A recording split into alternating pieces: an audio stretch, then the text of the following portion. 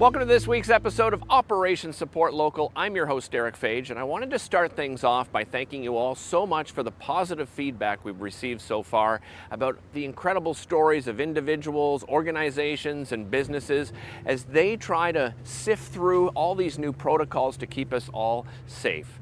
Now, we start things off by heading to Almonte. We go to the Dairy Distillery. What they do is they take unused sugars from dairy products to make vodka. However, during the pandemic, they decided to switch things up and help out with the global shortage on hand sanitizer. That's right, they pivoted completely to help that out. That's where we start in this week's episode of Operation Support Local.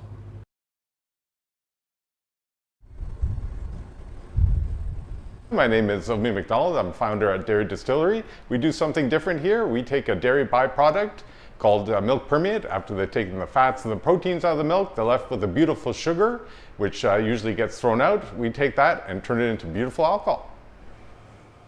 We are fortunate in one way that that our alcohol can be used to make hand sanitizer. And so when this whole thing hit, we were discussing whether we should look at doing sanitizer, and we figured the large companies would be able to respond as it's a commodity that's pretty well made.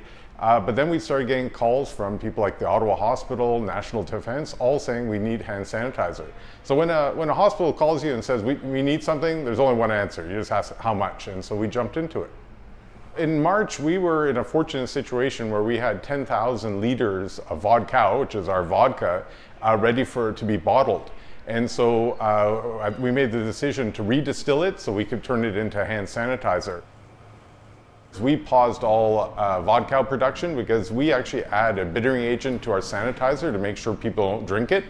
So no one gets the idea of making a nice martini with it. So we didn't want to have any cross-contamination. But we've now have a separate place where we can make the sanitizer. So it was a lot of work from the team. Everyone worked really hard to make it happen. But we were lucky that we were able to pivot and respond to our community's needs.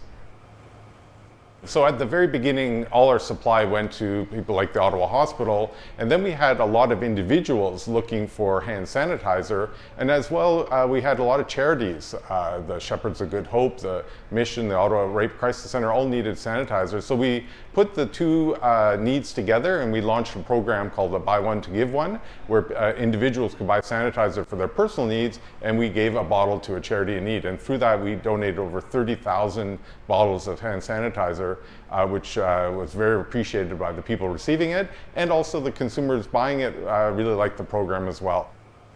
We got coverage in some local press, which was great, but for us it's really just people, whenever we do these deliveries, so we deliver sanitizer across Ottawa, people just being thankful is just fantastic for us and the team. We're a small team of 7 people, which we've now doubled to be able to produce more hand sanitizer, and feedback is what keeps us going when things are difficult.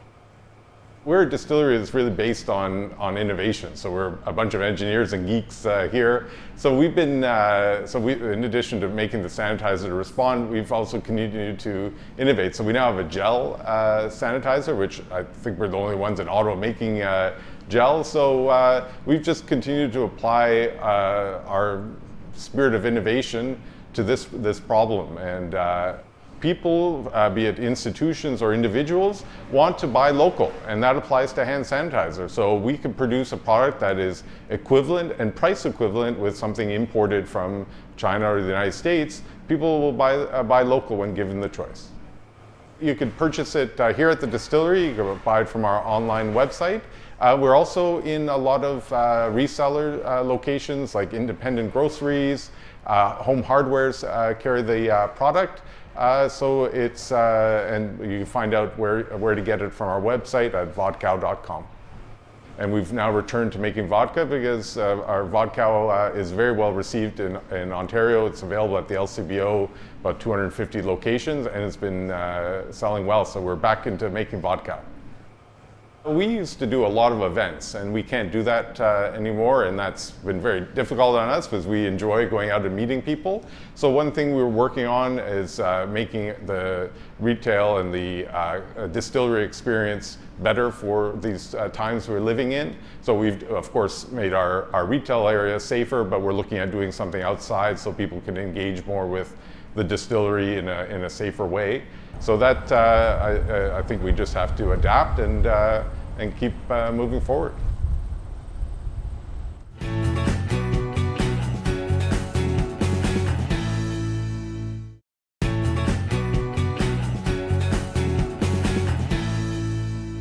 When the lockdown in Ottawa began, the Ottawa Food Bank saw a dramatic increase in the amount of people that needed their services.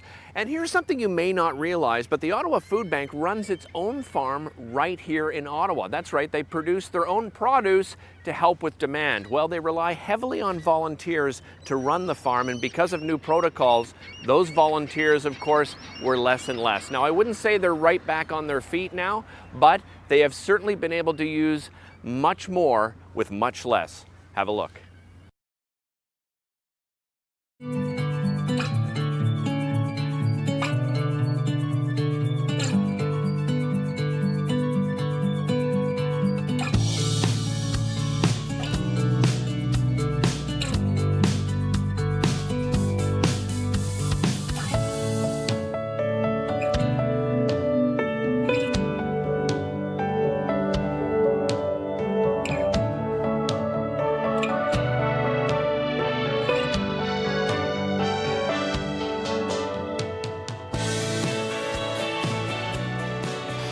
We grow in a typical year about 130,000 pounds of fresh produce.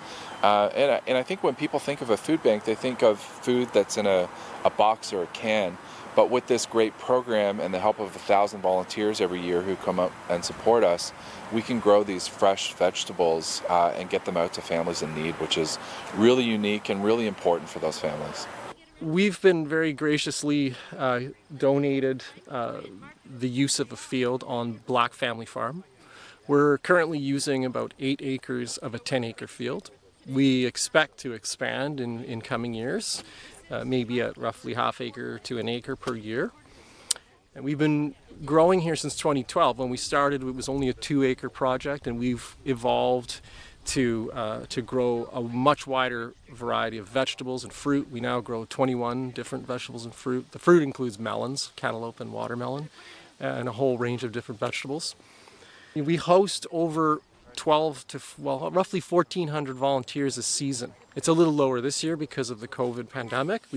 But fortunately for us, a sort of silver lining and maybe a little ironic situation is that our average number of volunteers this year has risen because we're filling all of our shifts with a maximum group size of 10 people per shift. I work on the community harvest farm here for the food bank. I've worked here now for almost 4 months. I've been here since the beginning of the season, and we're well into harvest season now, so we're harvesting some beans today, some zucchini and some cucumber. Before the pandemic, I worked as a lifeguard with the city, and I was out of work with the whole pandemic situation, so I had to find some new work. So I was looking for a summer job because my camp counselor summer job as well got kind of knocked out there. So I was looking around, and I have a connection to the farmer. My dad used to work with the farmer's wife here, and they were talking, and she brought up this job, and sure enough, I looked into it, and it was an outdoor physical labor job. Is exactly what I was looking for. So I was very fortunate to be able to find it, and it's something I had no clue about it before. So I've been working here now for the 4 months, and it's just been wonderful. They get to volunteer in an outdoor environment, which in itself is quite rare. And they also just get a real appreciation for how things are grown in a fairly modern agricultural sense. They get a sense of just the efficiencies of doing things at scale. And they have an opportunity to bond with colleagues if they come out as a corporate group. They get to meet new people, sometimes make friendships. We have volunteers who are what we call regulars, who come out on a weekly basis, and some of those regulars over the years have bonded, and so they'll come out on the same days because they know that they're here. So it's a really well-rounded volunteer experience, and it's quite rare because there are very few food banks in North America that have a dedicated farm that supplies their agencies that they supply to. It's just been wonderful to see the community really come together and find opportunities like this to give back to the community. It's just been, it's been wonderful to see people coming out and getting outside of their houses after being inside for so long, and not only have some fun out here and do some good work, but really be able to give back to their community. I've been working now for the food bank for 10 years, and when I started, we used to see, large quantities of vegetables, but we're now roughly 50 to 100% higher in our distribution of those on an annual basis. And we've made a very, very strong commitment to making sure that the things we distribute to our agencies are as healthy as they can be. So the fact that we have a farm at the Ottawa Food Bank is a reflection of this, and we're very proud to be able to produce fruits and vegetables during the growing season that go out sometimes same day or next day after it's been picked. It's really about being able to provide the freshest, most healthiest product to our agencies.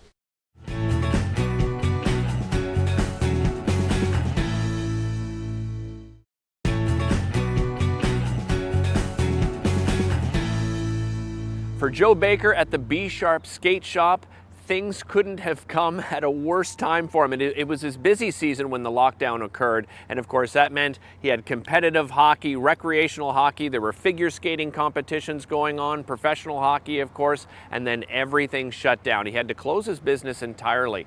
Well, thanks to Joe and, of course, his passion for what he does, he's been able to pivot. And it's also thanks to the community, the local community, who helped Joe out. Have a look.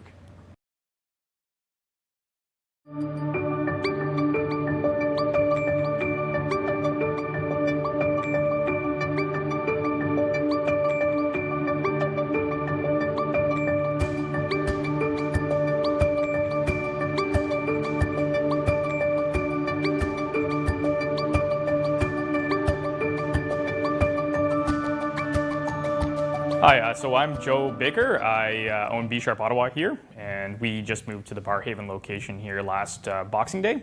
So we've been here just over a year now.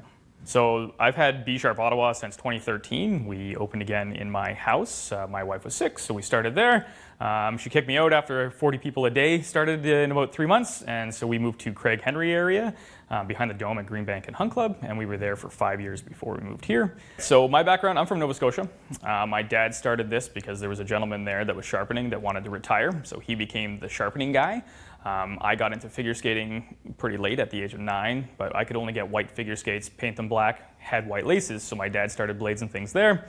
I got pretty good, so we moved here to Nepean to skate with Sergei Chechvarukin, and so that's where I came, and my dad just kept sharpening, and as he sharpened, he got pretty well known as blades and things, and it was kind of the family business, so I learned it from being there and doing it, and I skated for Canada once upon a time, so the equipment mattered, so I got into it doing that. So if I was traveling, I knew how to do my own equipment if I needed to. So COVID's starting, we're going into playoffs, everybody's buying new equipment. It's the time of the year where most of the figure skating people are buying new skates because we're end of season competitions have just ended at the end of February. And then COVID hits. I do a lot of my stuff by bookings online, and it was very telling. Friday, super booked. Saturday, fully booked. Monday, one person. Tuesday, Wednesday, Thursday, nobody. So it was a very scary, like, what are we gonna do? My manager here, Colin, it was kind of that hard conversation on the Friday, like, if we don't have anything Monday, you're not coming in, you're laid off, sorry, all right? And he had a little guy coming. So his daughter was actually just born on the 15th of June, so not great timing. But, you make do. That said, the great part is I've been working 7 days a week since last July when I lost my old manager, Aiden. I've had 8 days off since then. So that's including your Christmases and your holidays that I'm forced to be off. COVID's actually kind of been a blessing, sort of. I know that sounds crazy, but it's got me time off. I got to see my 2 kids. And then we kind of came back 2-3 days a week, depending on how many people needed their stuff done. Throw it in a bin outside, leave it for 72 hours, then I'd work on it and send it back out. But yeah, we just kind of, we slowed down and we started that. We rotated to that kind of stuff. As we started to get allowed to be more open because of curbside and whatnot, we started doing knives and lawnmower blades. And then I started making a schedule of being here Monday, Wednesday, Fridays. At that point, we got busy enough that I actually got to bring Colin back. And because of the government stuff with the CERB setups and whatnot, I could bring him back. I could stay working.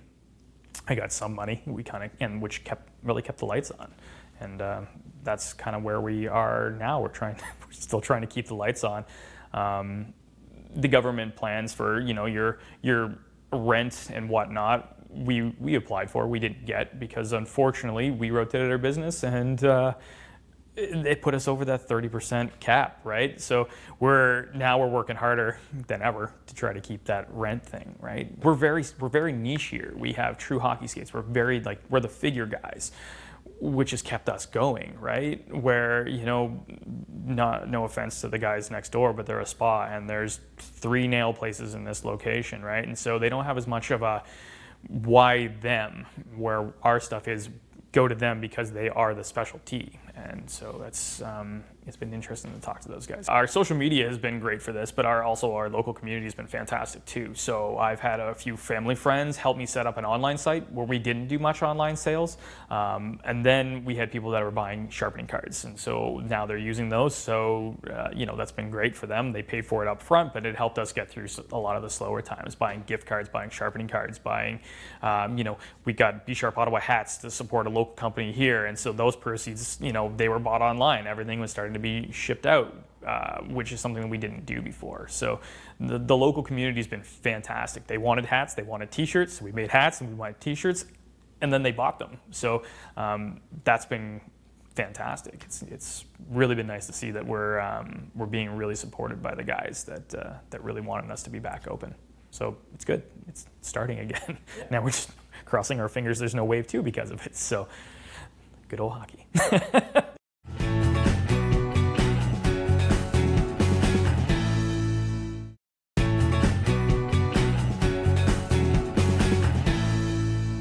Our final story is with the heroes of the pandemic, and of course I'm referring to those frontline workers. The healthcare professionals at Carefor help seniors and people with disabilities live well at home. Well, you can imagine there are so many challenges put in place when COVID-19 hit, and they have managed to keep their patients safe throughout. Here are some of those stories we share with you this week.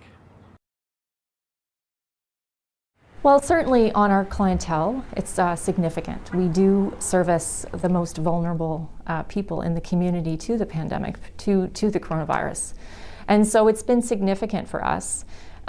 Certainly, as much as other health sectors have shifted to support assessment centers, testing centers, and we've also had shifts in terms of the type of work that we do. As hospitals were not pumping out surgeries, therefore our home care staff were not as occupied at the time, meaning our nurses, our PSWs, but we still had to provide care to clients who are on service for long periods of time. So we maintain those visits, the volumes that we were, for about 75% of the volume that we were doing in the past. But where we shifted our energy was really around doing more virtual visits, so engaging people. At the beginning, basically, we could only go see the really critical people. If we felt if we don't go, they're going to go back to the hospital. So we had the okay from the LIN to do phone interviews. So it was mostly over the phone. And then after a couple weeks, we were set up to do Zoom meetings, but the issue is that most of them, they don't have the technology to do it. So that was a big challenge. Emotionally, distress. Some of our clients don't know why. They feel special because we have to put them in another room? Why do they have to say this? So they're stressful about that. And they want to talk to us, and then we can't always sit like we do before, sit and listen to them because of what's going on. And why are we wearing masks? Are we wearing gloves or our gowns and stuff? Why are we wearing that and they are not wearing it? Are we afraid of them?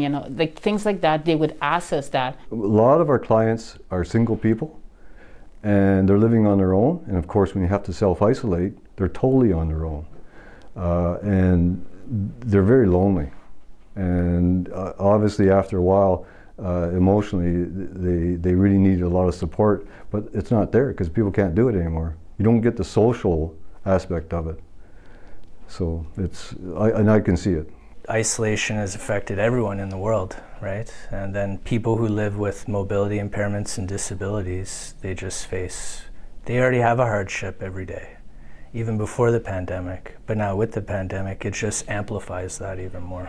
In the beginning, like their families weren't coming, the grandchildren weren't coming, so we were the only face that they were seeing, and it kept some regularity where they were still guaranteed to get their shower, to have like a decent meal cooked at least once a week or twice a week, however often they can have their visits. And it helped them stay attached to certain things, because a lot of them, they're elderly, they don't understand the computer and the internet and these fancy cell phones, they don't know how to do the video chats, and so it's very difficult. So to see us and to keep some sort of normal was very helpful. I did have a client who faced a crisis because of the progression of his disease. He needed some medical equipment to enable him to stay home. Like, a lot of what we do, we're keeping people in their homes and out of the hospital, right? Like, that's ultimately a big part of our role. And the gentleman had a significant decline in his mobility, and he couldn't get off his couch. Okay, he had to phone 911 to get off his couch. And part of my job is to make sure that he has a safe way of being able to do that. So I prescribed a rather expensive piece of equipment to allow that for our Carefor PSWs to help him from A to B with the mechanical lift. I got it fully funded, but the company that had the contract to deliver it was shut down because of COVID. So here he is. But with the Champlain Lynn, they were also adapting and putting in, emergency measures. So they were able to loan one to him in the interim to allow him to stay home. There's a client and he's doing okay, but he's going to have to get cancer treatments. So it was very important to keep up his visits. And he's gone through the treatments now and he's done very well so far. But it was very important because his family couldn't really visit him much, and they were able to drive him to his appointments, but they couldn't be in the hospital with him, and they didn't want to be in his house to risk anything, so they're just sort of driving him there and back. So I come in a few times a week and help him with a bath and help him with food and talk to him. And it made things normal for him in a way. And it's very scary going through the cancer treatment and being in the hospital when you're by yourself and they have to wear a mask and things and they don't know where they're going. So it was a lot and very challenging for them and scary. But then I come in and they're comfortable and tell me about their experience and we chat about it and, over while he's eating lunch or dinner or something. So yeah, it was good and getting him out for walks and stuff. And so very, very important to keep these people safe at home. Really proud to be, part of the frontline worker group, and we make a huge difference in our seniors' health. Like, really keep them safe at home. I'm not a hero. Saying hero means like I'm doing something big. It's something I do every day. It's not a hero for what you do. It's not only a job. It's something that you care about. Caring is you do something for somebody else that can't do for themselves. Like, what would we have done if everybody that I had in the shelter on my floor was sick? Who's going to take care of them if nobody else would? It's like people like me or somebody else would have to. So it's not a hero. It's just you're doing something for somebody else.